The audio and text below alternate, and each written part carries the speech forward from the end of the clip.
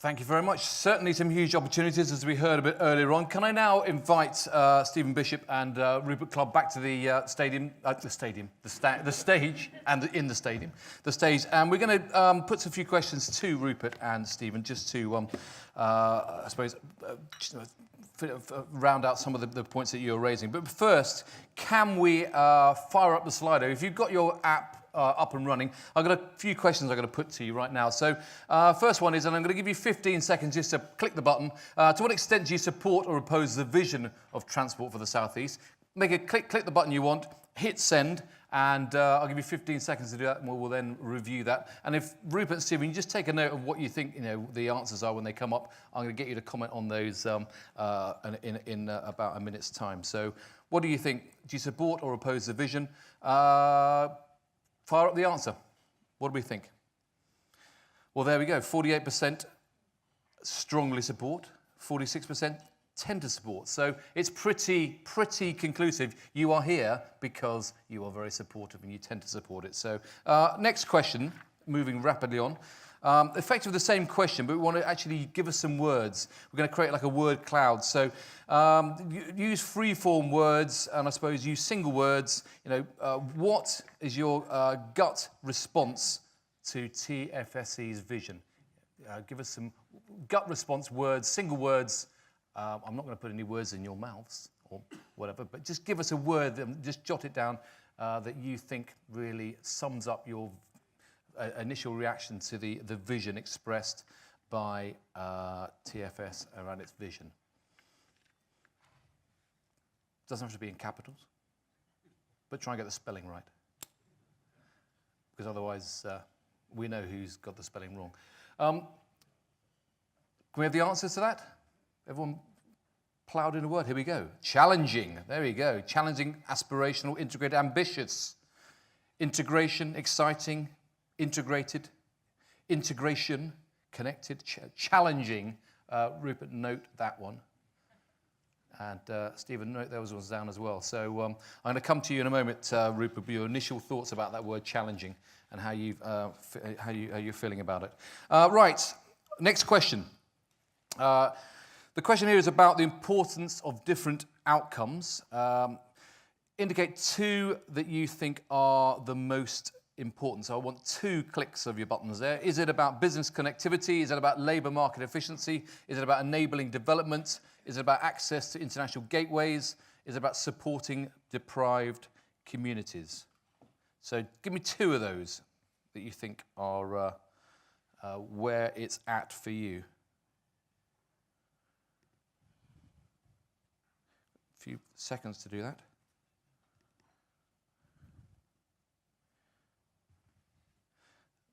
And Paul, quick answers on that one. What are we up? Right, there we go. So the 2 most popular, well, let's go to the 3 most popular. If you can just jot these down, Rupert and Stephen, I'll just put those to you a bit later on. Business connectivity, access to international gateways, and labour and enabling development. The 3 most important. Does that surprise you? We've got labour market efficiency down there at 26%, so it's sort of a one that maybe a few also agree with. Final question. Making the case for investment. Basically, this question is on the extent to which you find the Economic Connectivity Review makes the case for investment in the South East transport system. Some range of responses to the first question. Respond now. We'll give you 15 seconds. So do you agree with the overall Economic Connectivity Review has made the case for investment? I don't know whether you've read it all yet, or based upon what Stephen has been said to you a bit earlier on.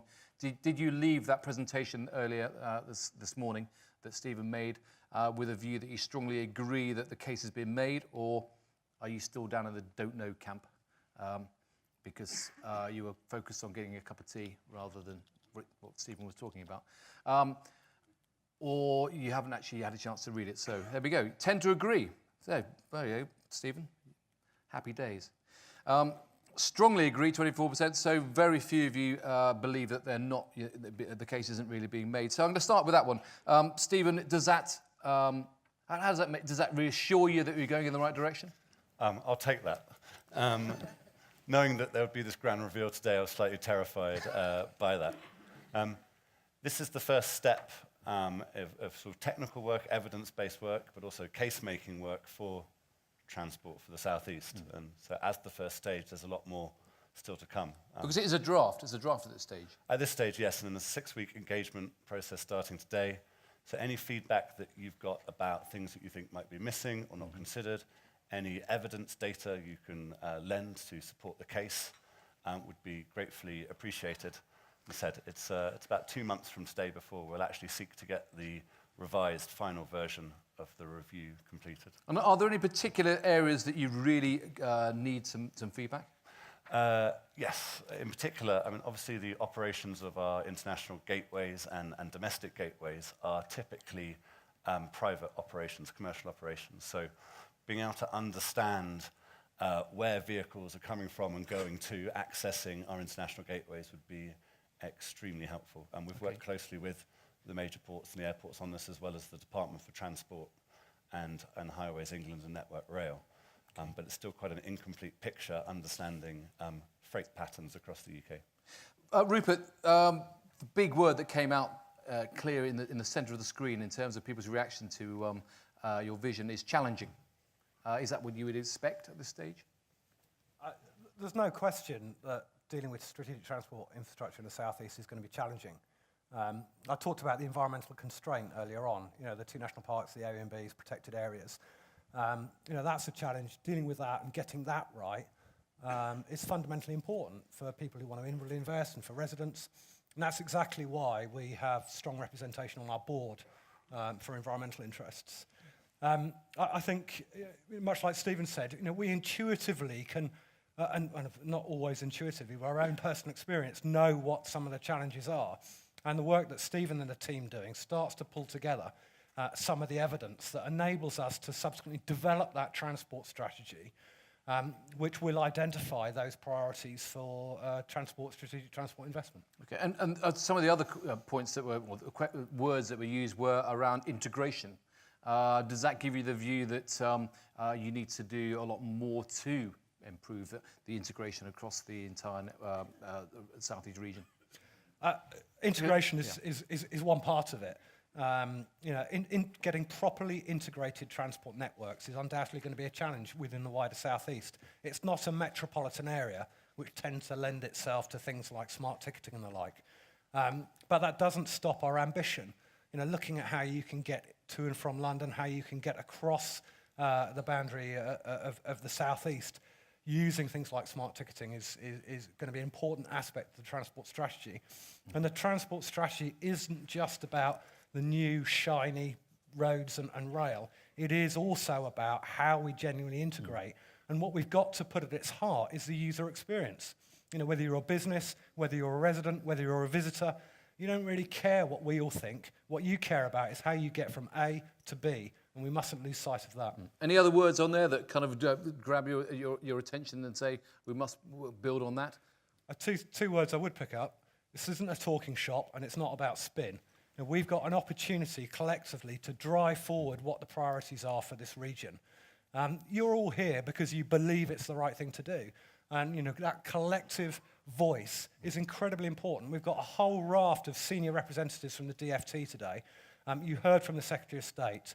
They are taking us seriously. The few months that we've been operating, we are already influencing road investment strategies. We're already influencing rail. We can support that business connectivity, unlock housing opportunity, and continue to make the Southeast a prosperous place to live. Okay. Stephen, the priorities, business connectivity, access to international gateways, and the area around labour markets, were you surprised that those are the priorities that people brought out? No, not at all.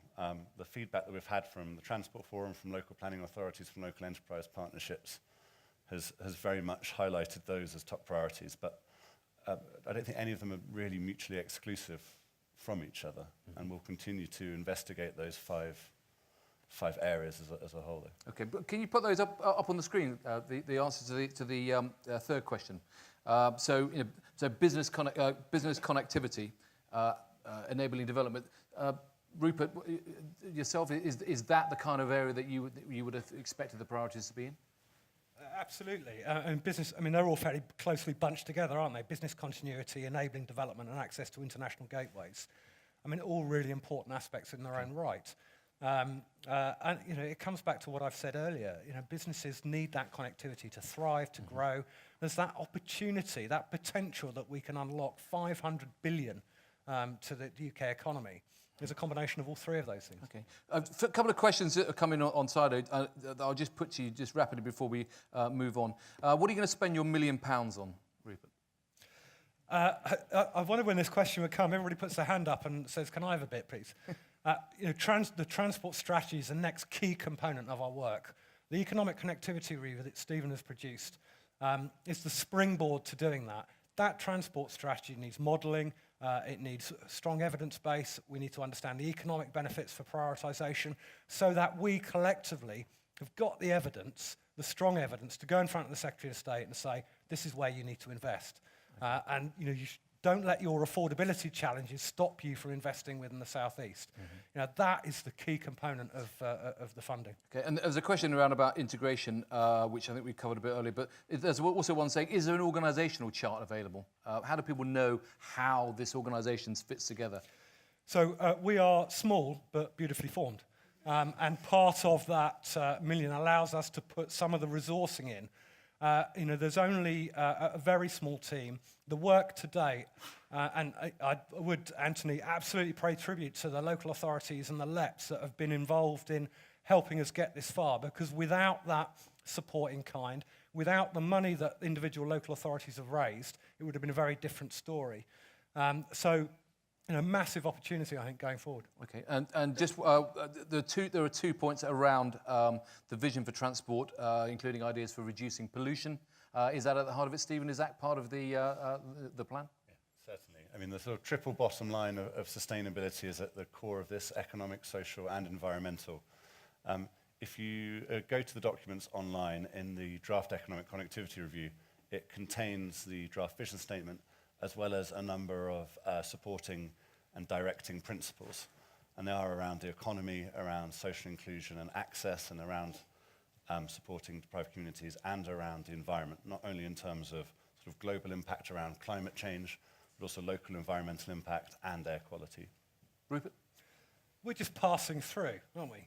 You know, it's the three-legged stool of economy, environment, and social. And we've got to put all those three together. It cannot be growth at any cost. We wouldn't be doing justice to our children and grandchildren if that was the case. So we have to focus on not just the economy, but make sure the right social infrastructure is there so that people have access to education, access to healthcare, and connectivity can bring that. But we also have to have regard to the environment. Okay. Final question from Slido. What role will TfSE play in encouraging changes in behaviour with more emphasis on integrated public transport? Stephen? Sounds like more of a governance question for Rupert, but there is an important relationship between the strategic transport priorities of Transport for the South East and those of local transport authorities and of planning authorities. I think there's a role for all stakeholders in that governance hierarchy to play there. Okay. Rupert? I mean, air quality, massive issue. Our transport strategy will look to see how we can best address that. Some of that is through modal shift. And, you know, people are clocking on to this. Sometimes actually sitting on the M25 isn't the most reliable way of getting from A to B. Those of you that left home this morning, probably like I did, had that sort of little heart flutter of, am I going to be in time? And so, you know, we know that road transport isn't always the answer. And modal shift, integrated transport, helps bring about air quality benefits, but also gives us reliability in terms of getting from A to B. Okay. Thank you very much, Rupert and Stephen. A round of applause. Thank you very much.